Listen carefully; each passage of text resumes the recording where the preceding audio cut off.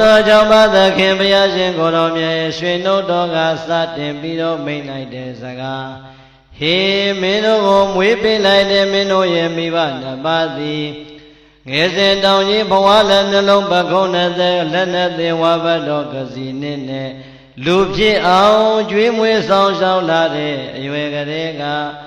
အမေရင်ဝင်ထဲမှာနှုတ်ကြိုတွေတောက်ဆိုးနေတဲ့သားငယ်သမီးငယ်ကလေးကိုကြည်ရင်နဲ့မင်းတို့ရဲ့အမေမျက်လုံးအိမ်မှာမျောလင်းချက်တွေနဲ့အာရပါရရှင်မြူနေခဲ့တယ်ဘယ်လိုများမျောလင်းချက်တွေထားခဲ့သလဲဆိုရင်ငါတို့သည်လောကရဲ့ထဲမှာအထီးကျန်တဲ့မိသားစုဘဝကလွန်မြောက်လို့လာခဲ့ပြီးငါရင်ဝင်ထဲမှာဟောဒီမှာနှုတ်ကြိုတွေတောက်ဆိုးနေတဲ့ငါသားကြီးငါသမီးကြီးလောကကြီးအလေငါတို့ရဲ့မိသားစုဘဝထဲမှာရောက်လို့လာခဲ့ပြီတဲ့ငါတို့ကအခုလိုချစ်ချစ်ခင်ခင်ရိုးရိုးရရမြတ်မြတ်နိုးနိုးနဲ့ပြုစုလှုပ်ကြွေးပေးနေသလိုပဲသင်္ခါရသဘောတရားအတိုင်းတနည်းနည်းတစ်ချိန်ချိန်မှာအိုမင်းရင်ရောလာမယ်ငါတို့ကလည်း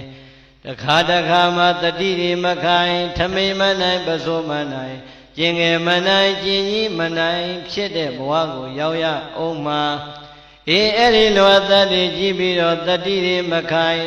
ထမိန်မနိုင်ပစိုးမနိုင်ကျင်ငယ်မနိုင်ကျင်ကြီးမနိုင်ဘဝများရောက်ခဲ့မယ်ဆိုရင်ဘာမှအားငယ်စရာမလိုဘူးတဲ့ဟောဒီငါရင်ဝင်ထဲမှာနှုတ်ကြိုတွေအာရပါရတောက်ဆိုနေတဲ့ငါသားကြီးငါသမီးကြီးကငါတို့ကိုပြန်ပြီးတော့ပြုစုလုပ်ကြွေးပေးမှာတဲ့နှုတ်တိုက်နေတဲ့အမေရင်ထဲမှာလည်းမျောလင့်နေတယ်ဘေးနာကအမေကိုအားပေးနေတဲ့အဖေမျက်နာကလည်းပြုံပြုံကြီးနဲ့မျောလင့်ခဲ့ဘူးပါတယ်တဲ့မြတ်စွာဘုရားကဒီစကားကိုမိန့်ညင်တာဟုတ်လားမင်းတို့ကိုငယ်ငယ်လေးတည်းကကွာတဲ့နှုတ်ကြိုတိုက်ကြွေးတဲ့ကမင်းအဖေနဲ့မင်းအမေကမျောလင့်သွားတယ်ငါတို့ကဟောဒီမှာရိုးရပြုစုပေးနေတယ်လို့ငါတို့အသက်ကြီးရင်လေငါသားကြီးငါသမီးကြီးကငါတို့ကိုပြန်ပြီးတော့ပြုစုလုပ်ကြွေးပေးမှာလို့နံပါတ်1မျောလင့်ချက်အနေနဲ့မျောလင့်သွားတယ်တဲ့ပရိသတ်ရေမိဘနှစ်ပါးရဲ့ယင်တွေကမျောလင့်ချက်ကိုမိဘနှစ်ပါးကတော့မပြောရဲလို့မပြောထွက်ခဲ့ပေမဲ့မြတ်စွာဘုရားကရွှေနှုတ်တော်ထွက်လို့မိန့်ခဲ့ဘူးတယ်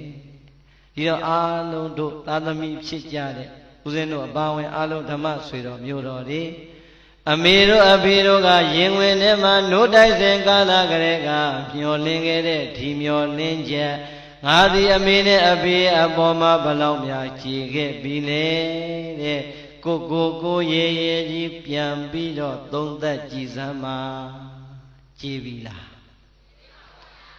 စဉ်းစားနော်